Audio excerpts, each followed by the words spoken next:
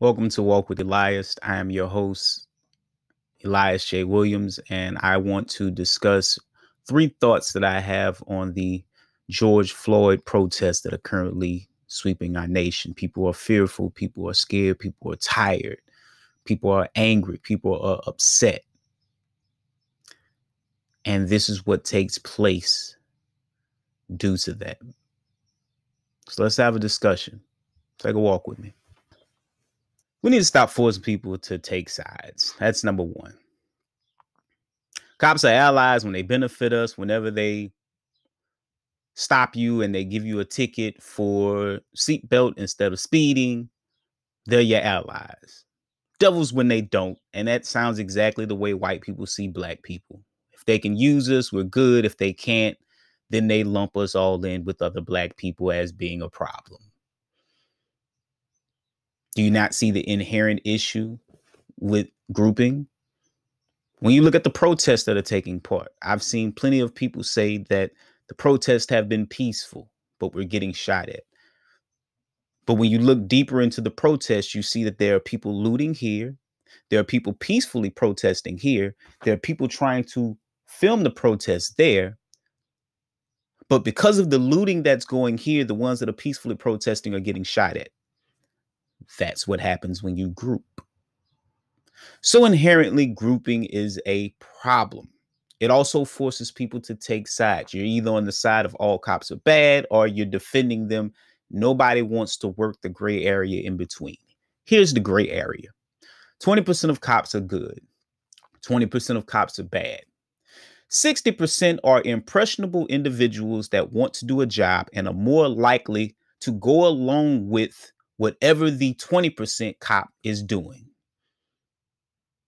So if they're with a good cop, they are likely to partake in good tactics. If they're with a bad cop, they are likely to partake in bad tactics.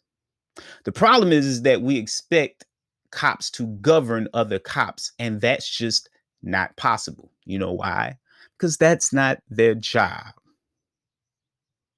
The governing comes from the hierarchy above them that is supposed to have a handle on the procedures and the teachings of their cops, the training of their cops. If you're going to be mad at individual cops, then you should be mad at the individual cops that participate in wrongdoings, i.e., they make themselves noticeable. They put themselves in plain sight. Be mad at the 4 cops that were kneeling on George Floyd, not the cops that weren't on the scene, that were not kneeling on George Floyd, because it's called directing your anger. Otherwise, you're shooting a shotgun and spreading buck shells and hitting people that don't need to be hit. So the first thing we need to do is attack the hierarchy. The chief of police, the commissioner, the superintendent, the sheriff. Those are the guys that need to feel the heat. Those are the names when situations come out like this. Those are the names you should be tagging in your tweets, not arguing about who's protecting cops, who's for the cops, who's not. Because it really only boils down to anger and logic. People that have logic are going to say you shouldn't blame all the cops. People that are angry are going to say you should blame all the cops. Inherently, you're just separating people for no reason. When the reality of it is you need allies. So you shouldn't blame all cops. That's just fact. If you alienate cops that may be doing well, now you've put them in danger of having something happen to them because you want to group them. If you've watched Queen and Slim, there was a scene where the black kid goes to the riot, encounters a black cop who is trying to help him. He sees the black cop as just a cop, shoots the black cop. He not only kills a fellow black brother, but he also killed an ally. You need allies. Some cops are your allies. So when you alienate them, you remove an ability to be tactical. That doesn't make a lot of sense. That's what happens when you're fueled by anger. You can't see the logic in things. Because anger is simply intelligence leaving the body, which brings me to my second point. Anger is not a sustainable fuel. It's actually very exhausting. And when people look back at these protests that turn to riots, they're going to be discussed for the damage they did, mostly. Because inherently, they do a lot of damage. On the reverse side, someone who has become iconic and his image will still stand. We can fast forward 40 years from now. Kaepernick kneeling was about as tactical of a protest as you can get that did not put anybody in harm.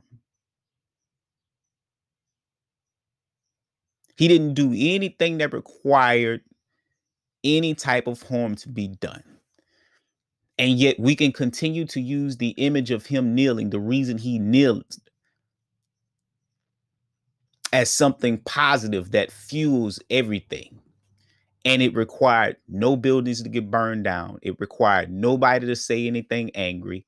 He didn't call out all cops. He did none of that. He simply kneeled in protest of police brutality. That is what focused anger looks like.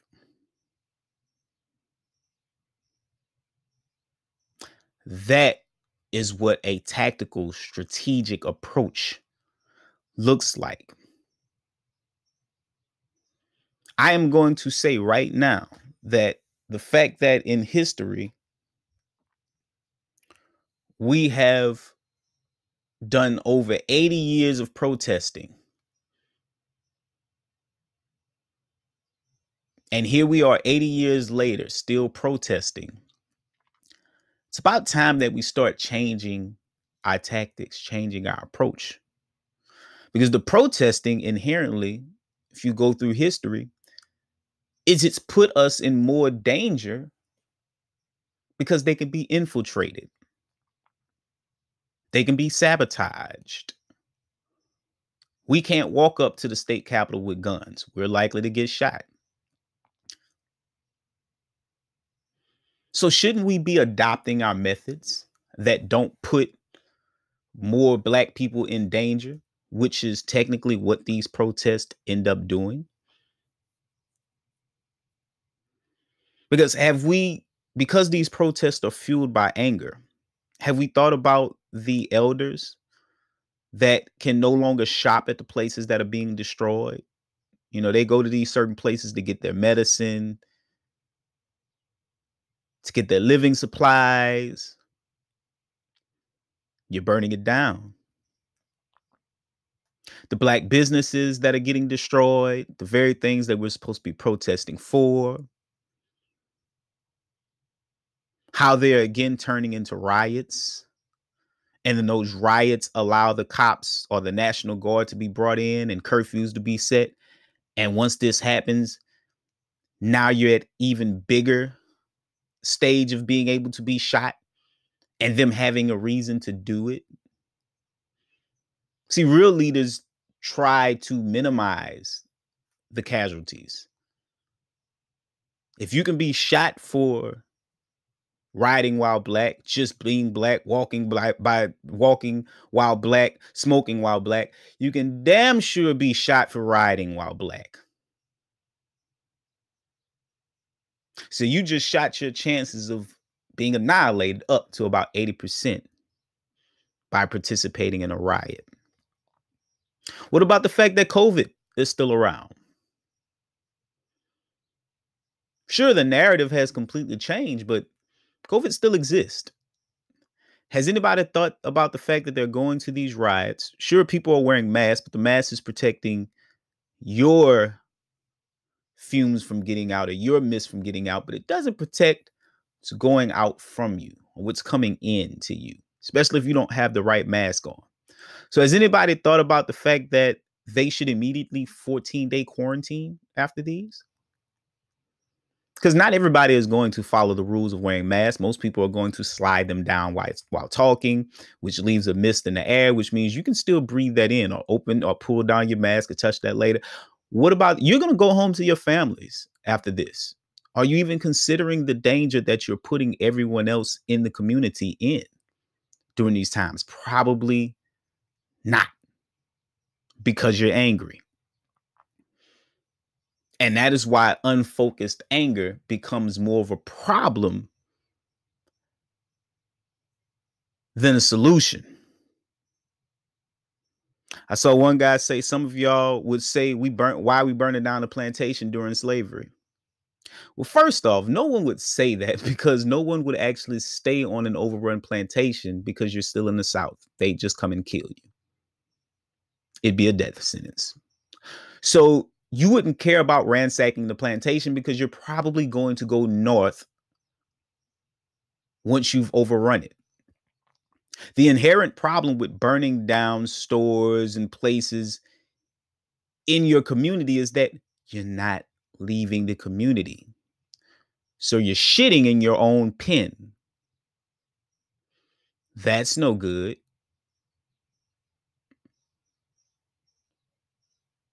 That's what anger does when you're fueled by anger. And the truth is that they're playing on our emotions. We're not being physically engaged as much as we're being mentally engaged and emotionally engaged. Because where there's anger, there's no logic. Where there's no logic, there's no strategy. Where there's no strategy, there is no accurate hits on your target. We're just firing blindly. And at the end of this, you're going to see where it ended up doing more harm than good. And it doesn't mean that I disagree with the riots, or I'm upset at the riots, or I have a problem with the rioting. I understand it. People are angry. People are upset. I just would like to see that anger be focused. Compared to Mike Tyson, when his anger is focused, his peekaboo style is unmatched. When he was enraged, what did he do? Bite Holyfield's ear. I got him disqualified.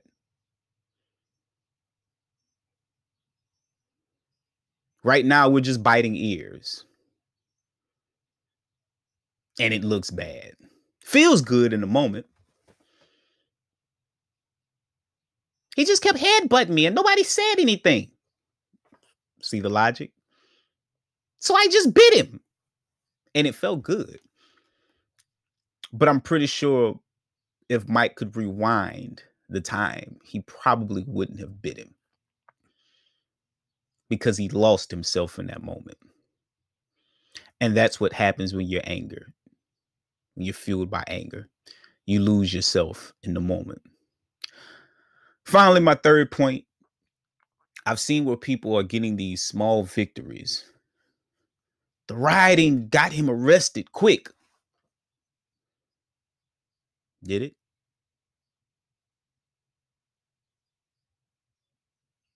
First of all, an arrest means diddly squat. That's the first thing that I need people to know. An arrest means diddly squat. A conviction, some form of one, is probably the highest form of victory. So whether he's arrested in 3 days, 15 days, 26 days, doesn't really matter.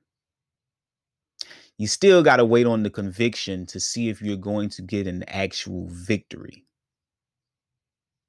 in a manner. If you look at the Ahmaud Marbury case, the public outcry was overwhelming. There were 90% of people, because of the video that was released, and mind you, the guy that released the video released it in his words because he didn't want there to be a riot. Even with that video, it took multiple days to get arrested. get an arrest, despite 10% of the public trying to say that he was doing something he shouldn't have been doing in that construction site. The 90% of the public that obviously saw that was wrong was overwhelming. They started calling into the police station. That's called manipulating the public energy, making it work for you. We got an arrest. There were no riots. Now we simply have to wait. So you look at this scenario, a similar video was released. The public outcry was very similar. 10% of people trying to defend that shit. 90% of people like, that's fucked up. All we had to do was wait. Riding was like driving 60 miles per hour to jump in front of two cars and still sit in traffic. You still got to wait on a conviction. And chances are he would have been arrested anyway. Here's why it took so long. The autopsy has revealed that the knee on the neck did not kill Mr. Floyd. The science behind it is this. You know how they were saying he was still talking? You saw the big pudgy white guy was like, he was still talking. We don't have a problem. Well, the truth behind it is that he was still talking because the opposite artery was still open. So even though his knee was on his neck, he was still able to breathe and talk. In all actuality, it was probably the other knee in the back from the other officers that eventually caused him to succumb. So now you see why it took so long for them to gather the information. Because the problem is that they gave him murder 3, manslaughter, because intent is hard to prove. And once they got the data back, it was like, damn, this might not actually be murder 1 because it involved all 4 of the cops. So you can't really paint just a picture of the single guy with his knee on his neck, even though it appeared as though that was the primary reason. Turns out it wasn't. So naturally, you can see this one guy possibly getting scapegoated, but then you get these lesser charges and people are outraged. Or you end up getting all 4 officers to do individual cases, and then that opens up its own can of worms. So in essence, rioting did not enhance the speed of anything. White people and cops have laws that protect them, that were written for them. So there's going to be a delay in action. But waiting is not passive as some people seem to think. Waiting is an action. Waiting is not doing anything. All we simply had to do was wait.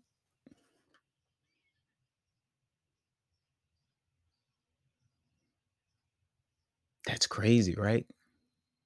Here we are, we've put more people in harm. We've done some damage. And don't get me wrong, rioting, protesting, burning shit down, it sends a message. It does. It has its place. But it also puts people in danger in a time where you have to wonder if there are better tactics that can be used to make a point that don't require people to even leave their house. You see how quickly social distancing went out the window? You see how quickly we stopped thinking logically and started thinking with just anger, or starting being fueled by just anger? And so now you've put yourself in significant danger because of your anger. Anger is simply intelligence leaving the body. And most times it doesn't do any good. Yeah, I can haul off and punch the bully in the face. That feels good in a moment. Might even get him to finally back down. or it might just get me in worse trouble than I was in before. Which again feels good in the moment. But there's always more than one way to skin a cat. So I'm going to close and say that I am not in outrage at the riots. I don't care that things are getting burned down. I care that people are being affected by it, like elderly, black owners, black business owners. Those are the things I care about. But I don't care about these buildings being burned down because they're just going to be replenished. But I do care about the effect that it's having on people and the unintended effects that it's having on people. And I care about the danger it's putting people in to make these statements that I feel can be made in different ways. It is 2020 now. We are a part of a smarter generation. It's time we start using that intelligence to alter our methods. That has always been the message I have tried to send. That is the message I will continue to send. I love you today. I'll be here tomorrow. Take care.